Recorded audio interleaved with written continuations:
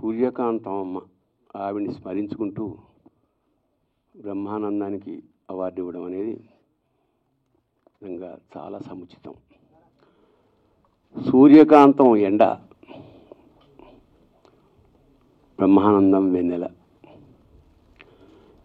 ఇద్దరూ వెండి తెరని పరిపుష్టం చేశారు మహానుభావులు. నాకు మా ఇంట్లో 3 ఫోటోలు ఉండేవి పెద్దవాళ్ళవి. 1 S V Ranga Rao, 2 Savitri, 3 Suryakantham. Black and white photos అన్నమాట. అంత ఇష్టం నాకు ఆవిడంటే. ఆ ఇష్టం వల్ల నేను రాసిన ఫస్ట్ సినిమాలో ఎలా అయినా ఇరికించాలి అని ఒక వేషం రాసి ప్రొడ్యూసర్కి చెప్పి, ఏమంటే ఈ ఒకరోజే వేషం సార్, సూర్యకాంతం గారు వేస్తే బాగుంటుందంటే, ఏమనుకుంటున్నాం సూర్యకాంతం అంటే కష్టం, ఆవిడ చాలా పే చేయాల్సి వస్తుంది. లేదు సార్ మీకు దండం పెడతాను, ఎలాగోలాగ బతిమాలుకుంటాను, నేనే ఆవిడ ఇంటికి వెళ్తానని నేను మేనేజర్ కలిసి సూర్యకాంతం గారి ఇంటికి వెళ్ళి, అమ్మ నేను ఫస్ట్ టైం జీవితంలో రైటర్గా ఎంటర్ అయ్యానమ్మా, మీరు లెజెండ్, మీ సినిమాలు చూస్తూ పెరిగాం, మీరు అవకాశం ఒక్కరోజు మీరు అంటే వేస్తాను అని చెప్పాను. ఏ వేషం మేనేజర్ని అడిగింది, ఎంత అని అడిగింది. అంటే ఆయన 2 అన్నాడు. ఇలాగా 2 వెళ్ళే అంది 5 చూపిస్తూ. అంటే ఆవిడ 5 అంటోంది అన్నాడు. ఏదో నేను మాట్లాడు, ఆవిడైతే ఉండాలి నా సినిమాలో అన్నాను. సరే మొత్తానికి వెళ్ళిపోయాం. వెళ్ళాక నేను అన్నాను, సార్ అవసరమైతే నా రెమ్యునరేషన్ 5,000, నా రెమ్యునరేషన్ కట్ చేసుకుని ఆవిడ పెట్టండి సార్ అంటే, ఏడిసేవలే నీ రెమ్యునరేషన్ 5 నువ్వేం అని మొత్తానికి 3,000 ఎంతో బేరం చేసి ఆవిడ మొత్తానికి ఆ సినిమాలో, నేను రాసిన మొట్టమొదటి సినిమాలో ఆవిడ చేత వేషం వేయించుకోగలిగాను. అది నా జీవితం గొప్ప ఆ తర్వాత ఆల్మోస్ట్ ఆవిడ చివరి దశలో శ్రీకాంత్, జేడి చక్రవర్తి సినిమాలో ఫుల్ లెంగ్త్ బామ్మ వేషం నేను రాసి చాలా తృప్తిపడ్డాను. నాటకాలు వేసే రోజుల్లోనే సూర్యకాంతం గారిని మా గురువుగారు రాళ్లపల్లి గారు అక్కడి నుంచి ఫ్లైట్లో పిలిపించి ఇక్కడ రవీంద్ర భారతిలో పరమాద్భుతమైన సన్మానం చేసాము. ఆవిడ ముందు మా సభ్యులు, మురళీ కళాలైన సభ్యులు నాటకం వేశారు. అది మా పరిచయం. అలాగా సూర్యకాంతం గారితో నాకున్న అనుబంధం. ఇక బ్రహ్మానందం సినీ ప్రయాణంలో ముఖ్యంగా నా సాహితీ, నేనేం రాసిన ఫస్ట్ ఓ థాట్ రాగానే ఇది ఎలా ఉంది ఎదురా అని చెప్పి ఫస్ట్ శ్రోత మా బ్రహ్మానందం. కాకపోతే జనం చాలామంది ఉన్నారు, చాలాసేపు మాట్లాడాలి కాబట్టి నేను మళ్ళీ ఇంకొక కార్యక్రమానికి వెళ్ళాలి. వీళ్ళిద్దరి మీద నాకున్న ప్రేమను ప్రకటిస్తూ నక్షత్ర దర్శనం అని ఒక పోయిటరీ రాసి అందరి మీద, అందులో సూర్యకాంతం మీద రాసింది, బ్రహ్మానందం గారి మీద రాసింది చదివేసి నేను బయలుదేరుతాను. ముందు సూర్యకాంతం తెర మీద విరిస్తే చాలు చుక్కలు దిక్కులు చూసేవి, సూర్యుడు బిక్కమొహం వేసేవాడు, ఏ పాత్ర అయినా ఎడంచేత్తో తీసి అవతల గిరవాటేసేది, ఎంత పెద్ద డైలాగ్ అయినా ఊదవతల బారేసేది. ఆవిడ అత్తావతారం తెర మీద ప్రత్యక్షమైతే చాలు కోడళ్ళు కొయ్యబారిపోయేవాళ్ళు, అల్లుళ్ళు అడ్రస్ లేకుండా పారిపోయేవాళ్ళు. ఆవిడ నటన పెరుగన్నంలో మాగాయలాగా, పప్పన్నంలో చల్లమిరపకాయలాగా, లంఘనం చేసుకున్న వాళ్ళకి ఉసిరికాయలాగా, దొంగ వ్యధాలకి పచ్చివేలక్కాయలా ఉండేది. ఆవిడ హీరోయిన్ల జడబుచ్చు కొట్టేది, హీరోల చెవి మెలిపెట్టేది, కమేడియన్ల నెత్తిన ముట్టేది, విలన్లని బండబూతులు తిట్టేది. తెర మీద భద్రకాళిలో ఉండే ఆవిడ నిజ జీవితంలో అన్నపూర్ణ. ఎవరైనా కడుపు నిండా పెట్టేది, కష్టాలు వస్తే కన్నీళ్లు తుడుస్తూ మరీను. ఆవిడంతటి నటి భూగోళం అంతా వెతికినా కనిపిస్తుందా అనిపిస్తుంది. ఆవిడంత నటి భూగోళం అంతా వెతికినా కనిపిస్తుందా అనిపిస్తుంది. ఆవిడ వేలెత్తి చూపించడానికి వీల్లేనంత నటన చేసింది. ఆవిడ పేరు ఆంధ్రదేశంలో ఇంకెవరికి పెట్టడానికి వీలు లేకుండా కూడా చేసింది.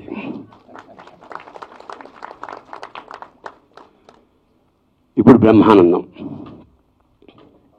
అరగుండు నుంచి సంపూర్ణంగా ఎదిగిన నటుడు, అత్తిలి తెలుగు మాస్టారు, ఆంధ్ర కామెడీ స్టారు, అర్ధరాత్రి మొహం చాటేసి లారీలకు రంగులేయడం నుంచి పట్టపగలు తలపైకెత్తి మొహానికి రంగేసే స్థితికి వచ్చిన కళా కార్మికుడు, మంచి జోకుంటే రిసీవ్ చేసుకునే మైకు, వెంటనే దాన్ని ఇండస్ట్రీ అంతా ప్రసారం చేసే లౌడ్ స్పీకర్, తల్లిదండ్రులు తలుచుకుని ఓ కన్ను మెరిపించి ఓ కన్ను చమరించే వెరినాగన్న, నాగలింగాచారి వాళ్ళ నాన్నగారి పేరు, అందుకని వెర్రి నాగన్న అన్నాను. సంగీత సాహిత్యాలంటే రెండు చెవులు కోసుకుంటూ స్నేహానికి గొంతు కోసుకొని మిత్రపక్షపాతి, పేదరికంలో మాధుర్యాన్ని, ఐశ్వర్యంలోని చేదుర్యాన్ని రుచి చూసిన పిచ్చి సన్యాసి, సాహిత్యాభిలాష అయిన సరస్వతి పుత్ర మిత్రుడు, తోటి కళాకారులంతా పచ్చగా ఉంటే చూడాలనుకునే కామెర్ల రోగి, గుండె నిండా 7 కొండల వాడిని ప్రతిష్ఠించుకున్న చిన్న తిరుపతి, ఫిలిం కామెడీ సెంటర్కి వాచ్మెన్, గన్మెన్, చైర్మన్, తాన్సేను, తానే చార్లీ చాప్లిను. మండినతో సత్యనపల్లి నిప్పు, కొండకుతో కాకినాడ ఉప్పు, నందినెక్కర బ్రహ్మ, కారెక్కిన ఖాందాద, ఎక్కడ చిక్కాలో, ఎక్కడ చెక్కాలో, ఎక్కడ మొక్కాలో, ఎక్కడ నొక్కాలో తెలిసిన జ్ఞాని Brahmanandam. Thank you so much. ముందుగా మా అమ్మ సూర్యకాంతమ్మకి పాదాభివందనం. లాస్ట్ ఇయర్ సత్యజయంతి ఉత్సవాలకి వారి కుమారులైనటువంటి పద్మనాభం గారు నన్ను చెన్నై ఆహ్వానించి అక్కడ చాలా బ్రహ్మాండంగా చేశారు. నాకు నిజంగా చాలా గర్వంగా అనిపించింది, చాలా సంతోషంగా అనిపించింది. ఆవిడ ఆంధ్రప్రదేశ్కి అత్తగారైన మా నటీనటులందరికీ అమ్మ. ఎందుకంటే ఒక పిక్చర్ యాక్ట్ చేసాం రామాలయం అని, అందులో ఒక పాట ఉంటుంది చంద్రమోహన్ గారు నాది, ఎందుకు బిడియం చిట్టమ్మ నా సందిట చేరవే చిన్నమ్మ అంటే, వస్తుందేమో అత్తమ్మ నాకు భయం వేస్తుందేమో అమ్మమ్మ అంటాను. ఆవిడేమో గరిటె పట్టుకుని వెనకాల నుంచి చూపిస్తుంటుంది అనమాట, కొడేస్తానని. షార్ట్ కట్ చేయగానే అదే గరిటెతో మాకు తినిపించేది. అంటే ఎంత ఆవిడని చాలామంది ఇక్కడ ఉన్నవాళ్ళు చూసారో లేదో నాకు తెలియదు, కానీ ఆవిడతో నటించడం ఒక అదృష్టం అయితే, ఆవిడతో కలిసి ప్రయాణించి ఆవిడ చేతి ముద్దలు తిన్నదాన్ని నేను. నాకు అది చాలా గొప్ప అదృష్టంగా భావిస్తున్నాను. మరి వారి కుమారులైన పద్మనాభం గారు, వారి కోడలు, వారి మనవరాలు, మనవడు, వీళ్ళందరూ కూడా ఈ రోజుకి ఆవిడని తలుచుకుని ఇంత ఘనంగా నిజంగా నిర్వహిస్తున్నారంటే వారిని మనస్ఫూర్తిగా అభినందిస్తున్నాను. అలాగే దీనికి సహకరించినటువంటి రఘురామ్ గారికి నిజంగా నా అభినందనలు. అలాగే ఆవిడ మీద డాక్యుమెంటరీ రాసి, ఇంతకుముందు పాతకాలంలో మనం ఏదైనా ఒక ఇది సెర్చ్ చేయాలంటే ఒక వర్డ్ కానీ ఏదైనా ఒక డిక్షనరీ ఉండేది, అలాంటిది వ్యక్తి మన ఎస్వి రామారావు గారు. అంత బ్రహ్మాండంగా ఒక్కొక్క నటీనటుల గురించి పాతను ఏ స్వార్థం లేకుండా ప్రతి ఒక్కరి గురించి మరి చేస్తుంటారు. మరి ఇకపోతే బ్రహ్మానందం గారు, నేను బ్రహ్మానందం గారిని ఫస్ట్ టైం చూసింది అహనా పెళ్ళంట పిక్చర్, నేను డబ్బింగ్ చెప్తున్నాను, రజనీ హీరోయిన్. అందులో ఆయనతో హీరోయిన్కి పెద్ద సీన్స్ ఉండవు, కానీ రీల్ వేస్తున్నప్పుడు ఆయన సీన్లు వచ్చాయి చాలా, కోటా గారివి ఇవి ఇవి. విపరీతంగా నవ్వేసేదాన్ని నేను. అంటే నేను డబ్బింగ్లో చాలా సీరియస్గానే ఉంటాను, కానీ విపరీతంగా నవ్వేసి నా డైలాగులు నేను చెప్పలేకపోతున్నాను. ఇంకా కాసేపు డబ్బింగ్ ఆపి ఎవరండి ఈయన అని అడిగాను. బ్రహ్మానందం గారని కొత్తగా వచ్చారండి, చాలా బాగా చేస్తున్నారని వాళ్ళ కో డైరెక్టర్లు వాళ్ళు చెప్పారు. నేను ఒకటే వేళ అన్నాను, ఆ కో డైరెక్టర్ పెద్ద అయినా పేరు గుర్తు రావట్లేదు, బ్రహ్మానందం. కానీ వాళ్ళ అమ్మగారు నాన్నగారు మరి ఏ ముహూర్తాన నా పేరు పెట్టారో బ్రహ్మానందం గారు ఉంటే అందరికీ బ్రహ్మానందమే. మరి ఆ పేరుని సార్థకం చేసుకున్నటువంటి గొప్ప నటుడు బ్రహ్మానందం గారు. మరి ఆయనకి ఈ రోజున అమ్మ పేరు మీద ఈ అవార్డు ఇవ్వడం అన్నది నిజంగా ఒక నటీనటులుగా మా అందరికి ఎంతో గర్వంగా ఉంది, ఎంతో సంతోషంగా ఉంది. అందుకే ఆయనకి నా మనస్ఫూర్తి శుభాకాంక్షలు తెలుపుతున్నాను. అలాగే నేను 650 సినిమాలు డబ్బింగ్ చెప్పాను. దానికి కారణం మా మురళీమోహన్ గారు. ఫస్ట్ పిక్చర్ ఆయన నాతో డబ్బింగ్ చెప్పించారు. ఆ 650 సినిమాల్లోనే ఆయన ఉండేవారు. ఎప్పుడు చూసినా ఏ రీల్ వేసినా ఆయన వస్తారు, ఏదో ఒక సీన్లో వచ్చేస్తుంటారు. అది మనం ఒక 2-3 సినిమాలు చేయడమే ఇంత కష్టంగా ఉండేది. ఆయన ప్రతి ఏ సినిమా చూసినా, అటు ఏ హీరో చూసినా, ఏ కొత్త హీరో చూసినా, పాత హీరో చూసినా, పెద్ద హీరోలు చూసినా, ప్రతి సినిమాలోనే ఆయన ఉండేవారు. ప్రతి సీన్కి నవ్వు వచ్చేది. చాలా కష్టమైన ఒక క్యారెక్టర్ చేయడం అంటే కమెడియన్స్, ఎందుకంటే కామెడీ చేయడం చాలా కష్టం.